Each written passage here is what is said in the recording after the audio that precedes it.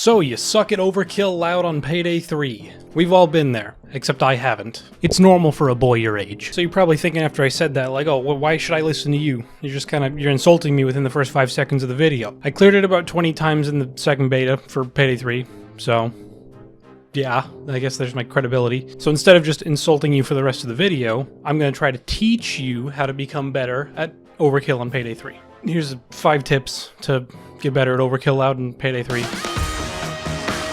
I'll also check the description. This was all done during the beta, so I don't know if it's actually going to be like this in the main game. They could just change everything and I could suddenly be the worst player in the game because everything I've told you here is incorrect. So, by the way, if you're wondering where we did all of this research, it was all done live on my Twitch channel right here.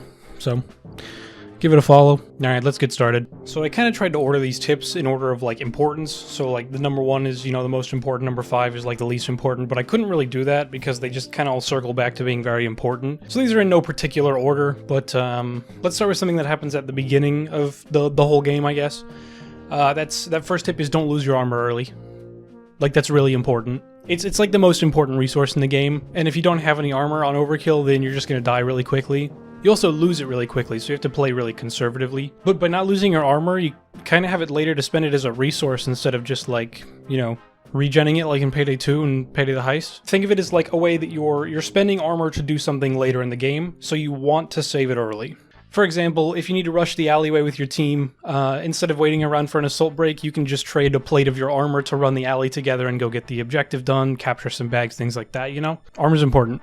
Health is nothing at all. The last bit of that point kind of leads into the next really important point, which is sticking with your team. Sticking with your team is like super important. Wait, I already said all the tips are important. There's basically like 2 reasons for this that we could figure out. Reason number 1 is that there's more cover for you guys because the damage output to kill cops is, you know, 4 times more than just you. Or 3 times more? How does that math work? That means if you run out and there's 4 cops, all 4 of those cops can die right away and nobody will get hurt. But also included in that is that the cops are equally likely to shoot each of you. So if there's 4 of you standing out there and there's 4 cops, each of you will take damage from a different cop, which means instead of having 4 cops shooting your armor plates, you have 1 cop shooting yours, 1 cop shooting his and hers, and so on.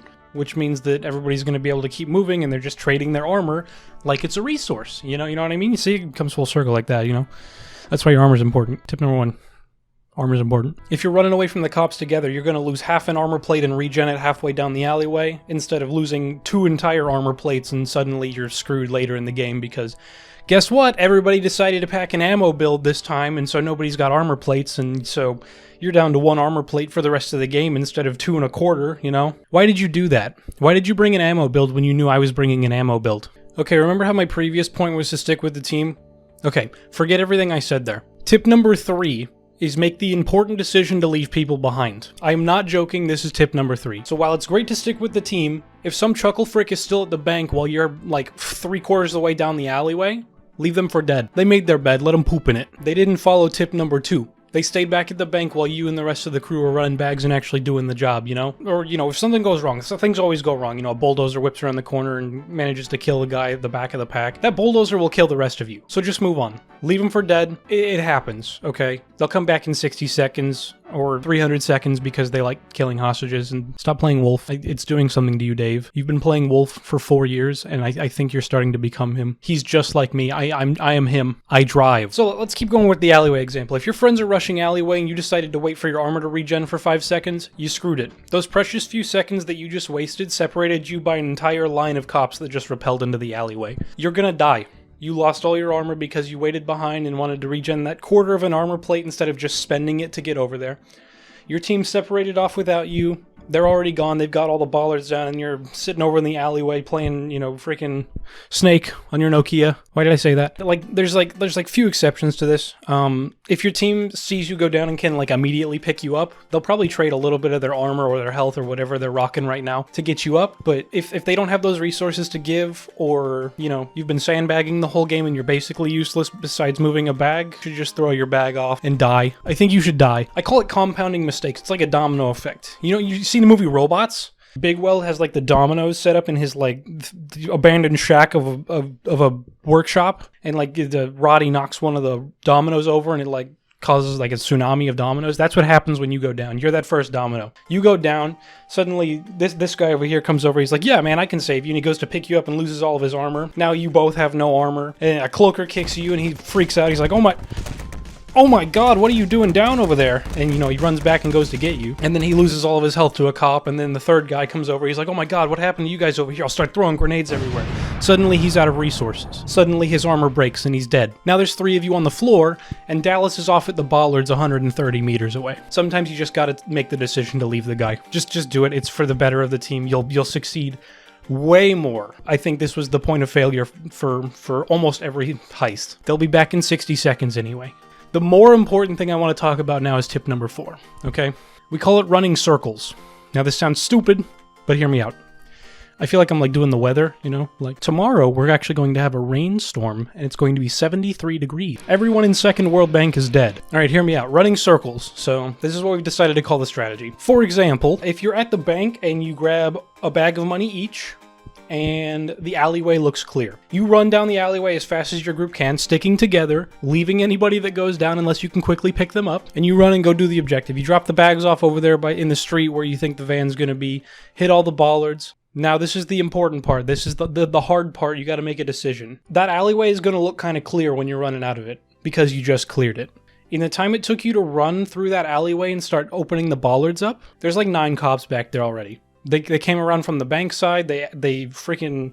What is the word I am thinking of with the ropes? Repelled? They repelled in. Like 3 cops repelled in. 4 of them came around back. There's like a shield and like a bulldozer around the corner, you know. You're screwed if you go back down the alleyway. So you're gonna run a circle. You came down the alleyway, you hit all the bollards, you're gonna go back down Main Street, okay? I guess I should establish some callouts here. The 2 callouts or 3 callouts, I guess. We have alleyway, which is that short little alleyway right next to one of the... There's like a van spawn and some trucks over there.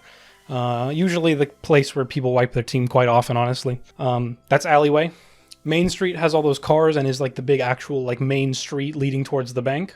And then the third call out is the bank. Make sure your crew knows those call outs. That way you can quickly say, like 2 seconds of difference is very important. So if you say, I'm going main, everybody needs to run to main. They need to know you're going Main Street, man. Sadly, this means don't juggle bags. I know that sounds weird, but it's better to move them in trips instead of juggling them. So all 4 of you grab a bag, take them down the alleyway, run back down Main Street. This is kind of an important part of the run circle strategy as well, is you need to hold one side of the bank to pull all the cops over there. So if you ran back down Main Street, try to hold, you know, the thermite side of the bank towards the front. Try to kill every cop you can out there, make them come up the elevators, things like that. You want to hold them over there so that you can pull a fast one on them and go through the alleyway and just frick off that way. Did that all make sense? Comment if that didn't make any sense. Tip number 4 is just about being quick on your feet, making those quick decisions. So if alley is clear and all of you are standing relatively near it, you just need to call out, hey, I'm going alley, and you run down the alleyway. And if somebody is left behind or they lost all their armor early in the game, they die and you leave them behind. Just how it is. People make mistakes and they just poop in the bed, but not you. You're very good. You're getting better. You're getting better, buddy. You're very good at the game so far. You're listening to all my tips, and you've grown into such a fine adult, you know? I'm so proud of you. But the main point of tip number 4 is that you get the objective done even during a police assault, which is not something that always happened in Payday the Heist and Payday 2. You can actually just get stuff done during the assault, and if you play your cards correctly, you don't even really need that regrouping phase. But let's talk about regrouping phase. Tip number 5 is to use your regrouping phase. It's like 30 seconds, maybe even more than that, honestly. It feels like a little more. Regrouping phase is the new assault break, and the names for this might change, by the way, so don't take this with a grain of salt. It might actually just be called assault break when we get the game. This was all done in the beta, don't forget that. The concept will probably be the same, though. If you hit that regrouping phase, you gotta take this time to rush some objectives. Take down the bollards. You can juggle the rest of the bags. This is the only time you should juggle bags. So if you're like, all right, guys, let's go. Rush the alleyway. It's Normandy. Let's get out there, gamers. I don't think they said gamers on Normandy, but we're doing it now. Rush that Normandy, gamers. So if you rush all 4 of your bags down the alleyway and you get them out to the road where the van spawns, and then you hit regrouping, book it back down the alleyway. Nothing's going to rappel down on you. Nothing's going to come from behind. There are basically 0 cops on the map during regroup. That is plenty of time to run back to the vault, move the last 4 bags, maybe leave 1 guy behind to do the bollards. You can split up in that case. That's like one of the few times you can split up is during regroup phase. It is a free 30 seconds. 1 guy can do the bollards. Everybody else can grab bags and start juggling them towards the alleyway and through the alleyway. If you get a regroup phase, everything is free. You can do whatever you want. There will be like 2 snipers and like 2 cops on the map, and that's it. Don't die to snipers, please. That's very embarrassing. They're very slow now. I'll be mad at you. I will. Now, when I say all of this, you know, let's say regrouping phase is 30 seconds. Don't use the whole 30 seconds to do stuff. 20 seconds of time needs to be spent doing the objective. 5 to 10 seconds need to be used to get back to where you need to be and regroup with the team. So if you're all split up and then regroup phase turns into a police assault, you're in trouble. You need to all be back in the bank, you know, holding an area near the bollard so that the van can get there and you can quickly move the bags. You need to be defending each other. It's okay to hold out in a spot for a little while, but you don't want to be there for more than like not even a minute, less than a minute, man. You need to be like killing cops for less than a minute if you're trying to escape the van. You gotta time things really well. So yeah, you need to make sure you use the regrouping phase to your advantage, and that's tip number 5 is use the regrouping phase. Now, I was gonna let you go here, but I kind of had like a bonus tip in my head, but I already like named the video 5 tips to... So here's a little bonus tip for you. If you capture about 50% of the required bags, it triggers the endless assault, which is now called final push. Try to avoid doing that. Because then you won't get any regrouping phases, and that's, you know, the regrouping phase is free time. We've done full clears on final push, but it takes exponentially longer. So try not to capture 50% of your bags. It's better to just leave them sitting next to the van instead of actually capturing them. This system may be different for all we know, but try to avoid getting a final push however you can. Now, if you're playing with 3 competent people and a random, if the random accidentally caps too many bags, just stick to tips 1, 2, 3, and 4.